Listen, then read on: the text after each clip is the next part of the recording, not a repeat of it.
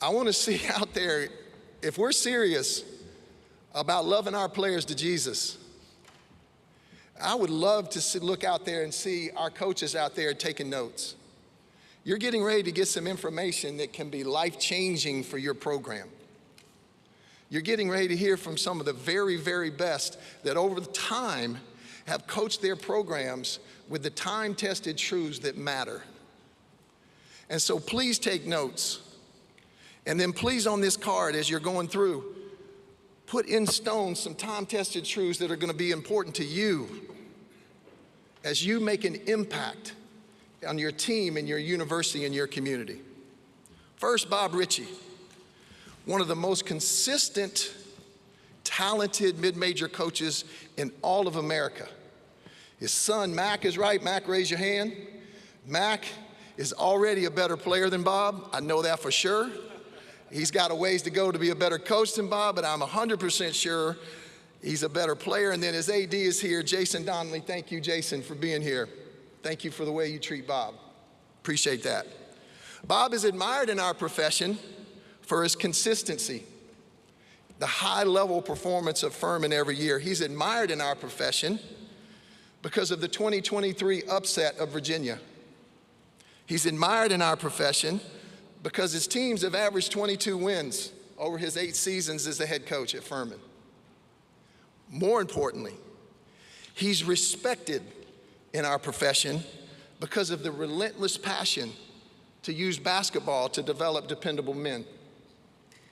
For his Christ-like leadership, for the way he loves Jess and his, how many kids now, Bob? 4. Whew. 4 children, beautiful children. He sets an example in that for all to follow, how he loves his family. And for the way he coaches the Paladins with time-tested truths that guide every decision and his success. We're excited that Coach Richey is here. LaVall Jordan. I want to tell you LaVall Jordan's last 4 days and his commitment. Plays in Vegas, flies home. Last night at 7, he was at Penn State because Ava is competing in the first round of the NCAA gymnastics tournament. Gets in his car, drives to Pittsburgh, gets there at 1:30 a.m., gets up this morning at 6 a.m. because he gave me his word that he would be here. Arrived at 10:10, didn't even change, put his luggage up in my room, got some breakfast with Coach Clayton, and here he is. He's admired in our profession because of his success as an assistant at Butler, Iowa, and particularly at Michigan, where he helped lead the Michigan Wolverines to the 2013 Final Four and the 2014 Elite Eight. He's admired because of the grace and dignity with which he led Milwaukee and Butler, and the great success that he had in handling many challenges, and the poise and the dignity that he displayed. He's admired because of his work at DePaul this year to turn that program around. They had a really good year and moving in the right direction. But more importantly, he's respected for his incredible leadership. His basketball IQ and EQ, only to be surpassed by his incredible character. The way he loves and cares for others in the profession is incredibly respected. The way he loves Destiny and their 3 children, their 3 girls. He's a girl dad. And the way he coaches all that he's come into contact with biblical, time-tested truths that make a difference in the lives of everybody in his circle. I'm so glad LaVall Jordan is here. Jerome Tang, one of our nation's best. I think probably the most complete head coach in the country, or one of them. The head coach of the Kansas State Wildcats.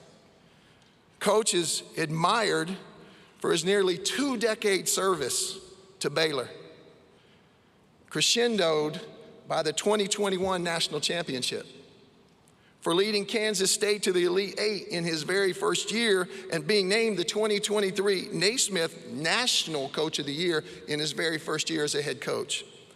But more importantly, Coach Tang is respected for the example that he sets every day to the world on how to honor Jesus in every situation.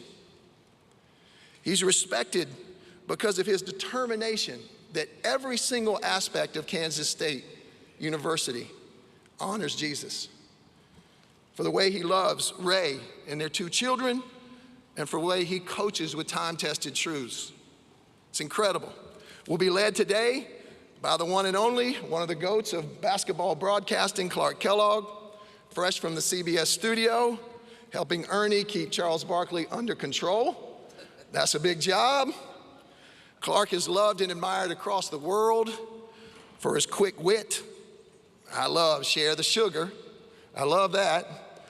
And my all-time favorite, Victor Oladipo, is like a baby's bottom, smooth and sometimes explosive. I love that one. More importantly, Clark is respected for his consistency, for his outspoken love for Jesus, for his love for Rosie and his adult children, and for his consistent effort to teach time-tested truths as he talks about basketball on our airways. Please take notes. Please dig in. Please turn your cell phones off. Please learn. It's the heart of FCA and Athletes in Action and Nations of Coaches that you walk out of this room better than you came in. Clark, it's all yours. Thank you, Barkley. Thank you very much. A round of applause for Barkley, please. And for our panelists, Coach Jerome, Tang, Bob, Richey, and LaVall Jordan. You guys can give a more enthusiastic round of applause than that. It is an absolute pleasure and joy to have a chance to spend time with these coaches. LaVall, I know the best of these 3, just met Bob, but have watched him from afar and have enjoyed his teams. And Jerome Tang, I've shared a couple of different platforms with him and have watched him work and do it with great joy. So I'm honored to have a chance to glean and learn from you guys around this whole principle of time-tested truths. You've heard that multiple times already. You've seen it on these cards at your particular tables, and you will have an opportunity as you listen to these men talk about their time-tested truths and elements from their journeys designed to be helpful for your book bag. That you put something in your book bag that you take away from here that you can use in applying time-tested truths in your role as a coach, a developer, an influencer of those entrusted to your care in this great game of basketball. It was much easier for me to get it. Man, that wingspan. Yeah, I've got a little bit of a wingspan at 6'8". Matter of fact, I'm probably the only guy who could actually put his feet down and not have a problem. It'd be much harder for me to put mine up, though. Well, we're going to get right to it. I've got a list of questions, but again, my prayer and hope, anytime you're in the presence of those that have wisdom, experience, elements from their journey that can be useful in your journey, I always think it's important to take something away that you can use for yourself. So my prayer is that will be the case as we go through some questions and conversation with our esteemed panelists. This is going to be for each of you. I'll start with Bob, and then LaVall, you can follow, and Jerome afterwards. How does faith play a part in the development of the time-tested truths of your program? How does faith play a role in the development? And then I'll get to what some of those time-tested truths are. But how does faith play a role in what are your time-tested truths as a coach? Well, I think right now, faith is critical in what we're doing, because I think if you look around the industry, there's a lot of disgruntlement, there's a lot of uncertainty. This is moving and it's being reshaped in a very fast warping speed. And anytime you have change in life, man, you got to find things that are consistent and that are stable. Mm-hmm. And I don't have the answers to all this, and I don't want to come across as I do today. Most of what I'll probably share, I've lived through in the last 12 months. In an industry where we lost 70% of our scoring, we lost about $100 million of players to the portal. We lost staff of about $500,000 of raises 12 months ago. And we had to double down on why we do what we do and how we do it. And it was a little scary, you know, but you have to have faith that we're in this for a reason. We all say we want to do it to impact people's lives. And I think it is harder. You know, I think there's some challenges out there, but I do think we have a duty. And I think the faith is we have to believe that in the midst of uncertainty. Mm-hmm. And what I've challenged a lot of coaches and our staff and people, like, we can't get disgruntled because of the faith that we have to project. As everything around us seems to be so bad, like we have to be the light in the darkness of this. And our team, you know, we talked about it last night, you know, had the ball up 4 with 2 minutes to go to go to the NCAA tournament and didn't quite close. But we won 25 games this year, losing everything that we had. And it was a very rewarding process because, you know, we doubled down on what we did to start all this in the midst of all this. So, you know, hey, look, there's going to be scary moments for all of us in this as we navigate this, but our purpose has not changed. Mm-hmm. Why, you know, I've heard people say lately a lot of times, like, this isn't what we signed up for. No, this is what we signed up for. This is exactly what we signed up for. And if we buy into it's not what we signed up for, then now all of a sudden we're going to have no faith. We're going to have no excitement. We're going to be disgruntled. And guess what? At that point, our impact is over. And we've got to make sure that, hey, when people look at us, there's a difference. And I think that faith is what has to shine through in that we believe that there is still a way to impact lives in this ever-changing world. Amen. LaVall? Well said. I think for me, it's just been the path that God's led me on in my career as a player. Like when I chose to go play at Butler University, I didn't know where Butler University was way back when. So it was a total leap of faith to even go there and think and have the crazy thought that we could put Butler on the map. You know, even going back as an assistant coach, and there was heights that we reached that to go into a Sweet 16, things that had never been done, and you had to have a faith, not in what was seen before, but that you could do it and do it with a special group. Going to Michigan, I was, you know, coming from Iowa and going to Michigan, and we were picked 10th or 11th in all the preseason polls. It was year 4 for Coach Beilein, and had to have an undeniable just faith in who he was, and it was more about the people. And I think you learn over time, it is faith and belief in the people. You have to get the people right. Obviously, there's a guy that we serve that he's put me in positions that I couldn't even imagine. Sitting up here with guys like these two, you know, I couldn't imagine myself in that position years ago. And now to give that same belief to young people, that they can be more than they could ever imagine, that is still the job. I don't care if they get paid, don't get paid, like whatever the landscape is, the job is to give them an undeniable faith and fearlessness to believe they can be more, that, you know, and instill that in them. So when we're playing this past season, we're, you know, a team that wasn't picked, and we're in this, you know, Thursday night quarterfinal game, and we had Creighton down 11 with 2 minutes to go, and we've got guys playing probably above what everyone thinks. Like, that's instilled a long time ago when we got together and recruited and talked about faith and belief as being a part of our program. And I think that's what they carry away from them as they depart you, whatever they do next in their next steps. Yeah. Jerome, you get the last swing at how does faith impact how you apply time-tested truths in your role?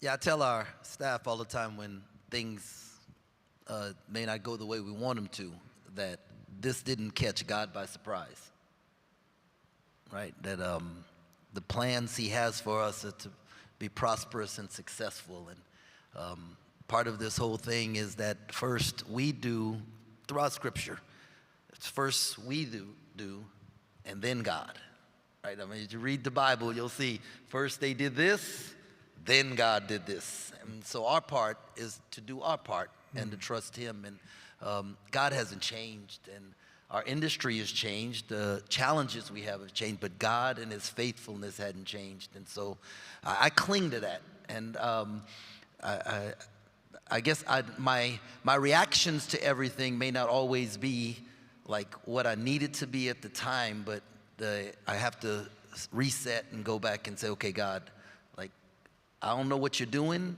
just help me to learn what I need to learn right now and project what I need to project right now to help everyone make it through where we're going right now. Yeah, awesome, awesome. Give me one of your time-tested truths that you apply as a coach, Jerome, and we'll just go right down the line. Just give me one. Yeah. We'll revisit others perhaps, but I'd love to hear one. Yeah, no, this one's easy. Like, we say this all the time, tell them all the time. I try to live this all the time. If things aren't well at home, things can't be well at the office. And so I challenge our staff, I challenge myself that our first priority, the first responsibility that God gave me was to take care of my wife and to take care of my children. And my energy has to go into that. And I try to do my very best as a boss, the head of the program, to provide my staff with what they need to be the best husbands and fathers they can be at home. Because if they do that, if you know that saying, if mom ain't happy, nobody. I've heard that one before. Yeah. Yeah, I've heard that one. You know, my wife doesn't like that. She says it should be happy spouse. I don't think any wife likes happy that. house. My wife doesn't like it either. Yeah, but it's the truth, though. It is some truth to it. It is the truth because so we have staff meetings and our cell phones are up so you can see it. And if your wife calls, you answer the phone. It doesn't matter. Because when my wife knew that whenever she called, I would answer the phone, then she wasn't like testing to see. Gotcha. Right? Yeah. She understood that I would. Man. And they, I send flowers to the wives 3-4 times a year just to thank them because I know the sacrifice they're making. I make the guys go home and, spend the kids can come to the office. It's like, I'm just telling you, man, if you can't do your job if you're worried about what's happening at the house. And I got this from the Navy SEALs. What they do before they go out on a mission, they do all the training and everything, but before they go out on a mission, they sit around and they ask each guy, okay, how's things at the house? You got a bill that needs to be paid? Is there something going on? Because they don't want any distraction when they go out on the mission. Because one distraction about, man, somebody might be sick or this might be done could cost a life or a death. And so we try to make sure that everything is good at home so that we can focus on the mission. Awesome. And you gave some great practical examples of what that looks like. Bob, how about you? Yeah, I'm trying to think of, not to give everybody what we talked about in the Zoom in September so we don't double up. I think one that I would throw out there that's important right now is identity is always going to be the best filtration for clean decision making. And we operate our program with that all the time. And right now, identity, there's nothing more important. As coaches, we have to be clear on our identity first. Yeah, right. Who we are as men, who we are as husbands, who we are as fathers. And what do we want to identify as people? And I think when you know your identity, now you know your nose. Okay? It filters down. It builds in, well, no, we can't do this because this is who we are. Yeah. And as the world changes, our identity can't change. And there's a lot of talk about culture, and you can't have culture unless you have identity first. And that's the same in our faith, but that's also the same in our profession. And I think right now, like as a program, we want to have a clear identity. Like when you watch us play, when you're around us in practice, when you're around us, what is the identity we're creating? And then if we understand that identity, then we can say no to things. And it's a little bit like, the analogy of a gardener once was asked, how do you make the crops grow so big? And he said, I don't force them to grow. I just eliminate what keeps them from growing. Yeah, good. And I think that's what identity does. And I think right now we're searching for our own business. We have, as men, as coaches, we have to be firm in our identity first. And that's timeless. That's from the beginning of all of it. Yeah. Home needs to be right. Identity. I'm gonna double down on the. I'm gonna double click on that, as they say now. Yeah. One of mine is your who comes before your do. Got you. And that is just as Bob said, your identity. I tell my daughters this, like 3 opinions that matter: your opinion of God, God's opinion of you, and your opinion of yourself. Like know who you are. Don't let somebody else define that for you. If you're taking notes, that one preaches. If you're taking notes. And so, that's the same thing I tell our players and have told them for years, because there's so many people out there now that will try to tell you who you are or who you need to be or who you should be. So having clarity of identity of self, and you are who God says you are. And I think that's the most important thing. I actually do this. Barkley and I have talked about this. And having 2 years out of coaching, I was doing what you were doing, Clark. I was up on the production desk and calling games, and you realize how much of an identity crisis there is in the coaching community. I talked to so many coaches, especially ones that got let go of a job, and once that logo or that name across your chest is no longer there, guys don't know who they are. Similar to players when they're done playing and it's over, and they struggle to figure out what to do next because everything that has defined them has been what they've done, not who they are.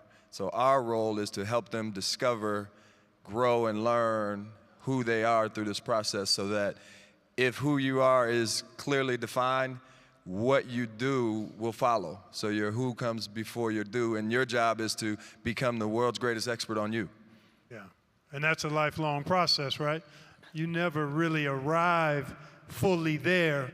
It's an ongoing journey of self-discovery, lessons learned, application of lessons learned, reapplication of lessons learned, learning new lessons, but it's a process and a journey that we go through. If some of these coaches were to show up at a practice of you all's, what would you hope they would see and take away? I'll start with you, Bob. Coaches that are here, if they showed up at one of your practices, what is it you would like them to see while they're there? Well, I think just to tie in another time test of truth for us, just deep care, high standards simultaneously. Deep care and high standards. At the same time. Yeah, at the same time. And I think you want to feel that. I'd hope they would walk away and say, hey, look, they knew their craft, they were teaching their craft, and they held players to a really high standard, but that they were doing it in a way that was demanding but not demeaning. And with that, going back to faith, like we have a job as coaches. We have to be teachers, and part of being a great teacher is you have to guide. But the other half of it that we lose sometimes is you also have to inspire. Like everybody wants to be inspired right now, okay? Like the whole world wants to be inspired. Well, as coaches, sometimes we get caught in like, hey, we just have to guide. Like we're just the standard bearer. The care part is also, the inspiration part is also critical to that. And it's a little bit for those, that have been around our program, the XY axis of high standard, deep care. If you just have high standard but you have low care, there's going to be a lot of stress in that. It's going to feel a little militant, right? If you just have high care and you have low standard, there's going to be comfort in that. If you have low standard, low care, you're going to have apathy, and you don't want that. But when you have high standard and you have deep care, that's where the growth takes place.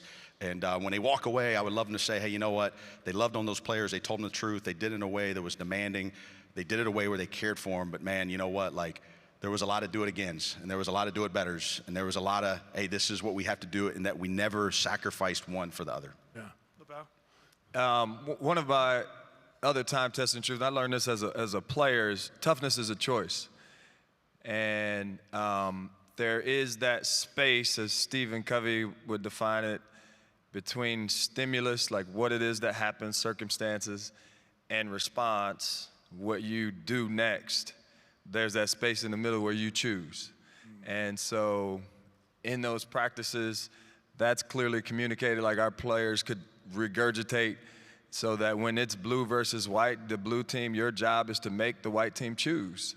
Like that's your job, because that's how our team's gonna grow and get better. So the competitiveness and the energy, and then there's an energy expected from the coaches. So to be able to push the players, each individual, each team, and whenever there's competition, you're forcing the other player, if it's one-on-one, other team, to make a choice on how they're going to respond. So I would really pay attention to behavior, as I'm sure Jerome and Bob, and coach up the behavior like I did when I was 18, 19, 20, in those moments where you have to make the choices to be tough enough to execute, to catch the ball where we need to catch it, to defend the way we need to defend, obviously to sacrifice your body for your teammates and for your team, but that is something, if you came to our practices, the energy level, from the coaching staff, and not in a demeaning way, and it's clearly a standard that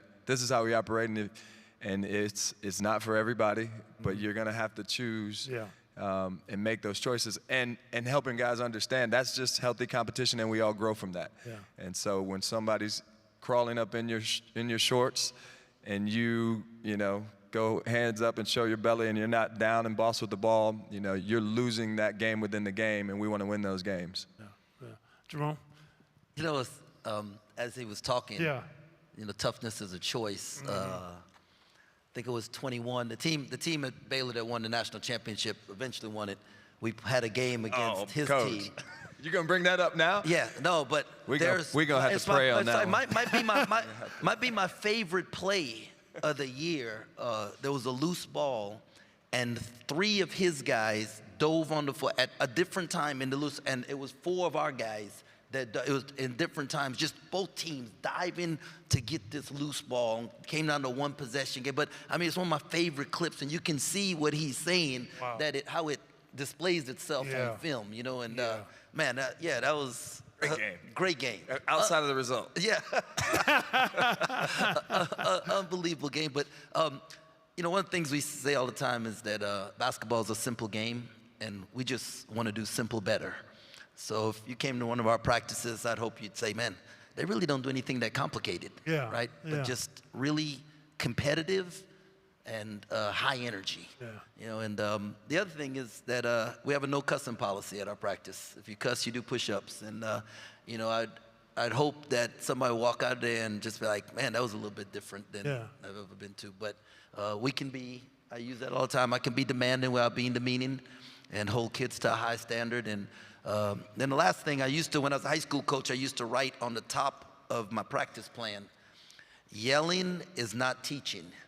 And I try, I always do it, but I try to remember that, right? Because sometimes we think because we say it loud, like we're getting the point across, but yelling is not teaching. Wow. That's good stuff, really good. What are the obstacles, guys, for staying true to your time-tested truths? When you have these time-tested truths that you've laid out as pillars for how you're going to teach, coach, and be in leading your staffs and your team, what are not the obstacles, but what is one of the greatest challenges to being able to stay true to that?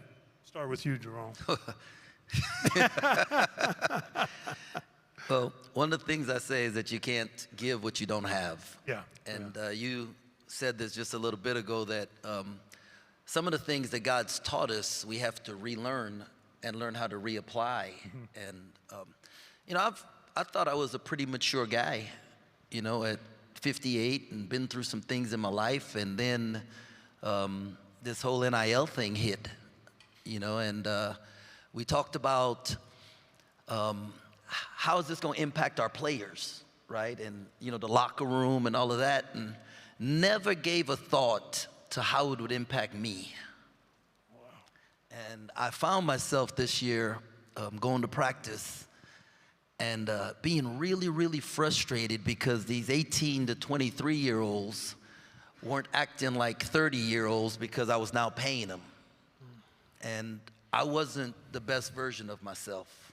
And there was this, I just wasn't the best version of myself. And I needed to be confronted with it. And it was when I spend time with God that he really revealed to me that I was the obstacle. Because it doesn't matter that they're getting paid, they're still 18 to 23-year-olds. And our mission, right, one of the definitions of coach, it's a vehicle that takes you from one place to a next, right? And God put me in the place as a coach, as the vehicle to help take them from immaturity to some maturity, and it didn't matter if they were paying a fare or not, or being paid a fare or not. And I had to come to grips with that. And when I came to grips with that, the year changed for us. But I was the obstacle. Man. And but being able to confront and having a staff that was willing to help me with that went a long way. Powerful. Appreciate you sharing that, man. That's rich. Go ahead, Bob. I'll let you take this one. Well, I think you can see it like everybody wants to win right now, and I think the uncertainty in our business as coaches, we all like to control. And I mean, we have coaches playing for championships and getting fired after year 2 in our business right now, and we see all that. And then now we have money infused in this. So the expectation right now in our business is everybody thinks because we pay, they win. Well, the money now is like a scholarship. Like everybody's doing it, you know? So just because you have money, the boosters and the administration think that, hey, well, now all of a sudden everybody's supposed to win a championship. And then when they don't, we're going to make a change. And I think as coaches, we want, what do we want? We want the opposite of that. We want security. And that's where, going back to question 1, the faith comes into play. And I think, you know, I know I'm kind of making my point here. One thing is you read the Bible and you grow and you fail and you try to learn as you're getting older. You see very clearly in Scripture, suffering always precedes blessing. And I always knew that. If you followed us at all, we lost to the buzzer beater in 2021 on a 36-foot shot. Been the first time in 42 years Furman had gone to the dance. We had the ball in overtime. We were going to go at 8 on the clock. Mike gets to the basket, scores a layup with 4.5 seconds to go. Lamont's over there calling timeout. The refs don't hear it or see it. They don't give it to him. They're escorting my wife out of the bleachers. Confetti's going to come down. We have 2 kids on the ball. The shot goes up. It doesn't, when I say it doesn't touch the rim, I mean, this thing went just straight through the net. And you talk about hard now. I mean, you talk about going into a locker room that's difficult. Well, the next year, we win the championship, and then we go and we play Virginia, and we hit the shot. Yeah. And all of a sudden, the shot was no longer defined as the shot. It became another one. The suffering that we went through, and then the blessing, and then you ask yourself as a 40-year-old man, okay, well, what's the purpose in all that? Well, the purpose in that is to learn endurance, which increases your faith, so that when you suffer again, God reminds you, hey, you know what? Look what I took you from, and look at the blessing that you got from the endurance of that. But the hard part is the endurance. Yeah. The hard part is just like in the midst of, hey, okay, people are getting fired, or this is changing, or do you have enough money, or do you have all this? Like, hey, we have to constantly remind ourselves that, you know what? Like, there might be some suffering we all go through in this. Like, we don't like it. But there might be some things that we've got to be taught, that we got to stand true to our convictions. And we have to be comfortable, and we have to remind each other, this is why we do it. And we can't be afraid of a little bit of suffering. We can't be afraid of, hey, there's going to be some endurance that's going to be required in this, because then we're going to be reminded when we can't see how it was all done at the end, then that's going to be another reminder that, hey, you know what? I'm still here. I'm still present. And there's still purpose in this. And, you know, I think that's one of the things that we all have to come to grips with this is we don't control it. But, man, he's proved ourselves faithful a lot in this. I called my wife this morning. This was our first Final Four 17 years ago. And I worked for Barkley. He was my first boss.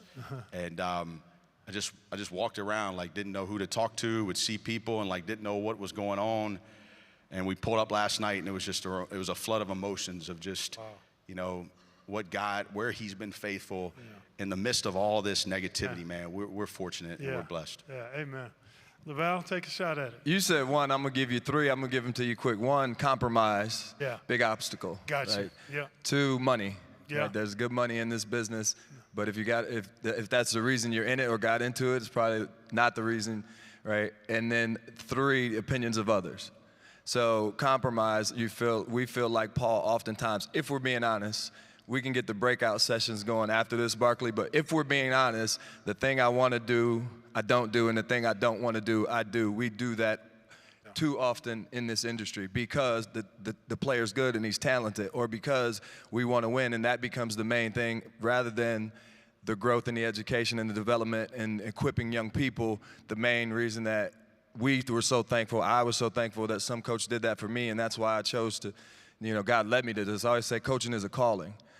So if we're following that calling, we can't compromise, right, to the money, right? There's plenty of coaches out here right now, today, and you know, nobody has to stand up, but if they could get paid the same exact amount of money to do something else, they go do that, right? So you have to really be honest with yourself about why we're doing what we're doing and what the calling really is, and if it is a calling. If not, we're not being honest with ourselves. That's an obstacle. And then opinions of others. Like, let go of what other people think. Yeah. Jerome Tang, I admire him and respect him so much from afar. Like, he doesn't care. Yeah. He talks about Jesus openly and his love and his faith. Like, what people think, you can tell, right, how strong the Lord is in his life, because the opinions of others don't matter. Mm-hmm. But now there's so many opinions out there that we let that overtake, right, what we're supposed to be doing in our calling. And it's a big obstacle because we make decisions based on what someone else thinks rather than what truly we feel like deep down inside we should do. Yeah, really good. I'm a shot clock sensitive guy because of what we do and because of our game. And I like to come in under shot clocks I've been given. So I'm going to break it off right here.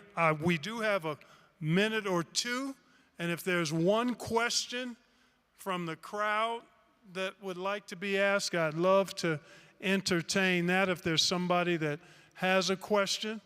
But there's been a lot of meat on the bone of this conversation from our panelists, and I'm trusting that God has provided all of you with something you can put in your book bag and take away and apply and use for your own journey. But if there's a question out there, okay, fire away and project with your strong voice, because I don't have a microphone and we'll listen real close.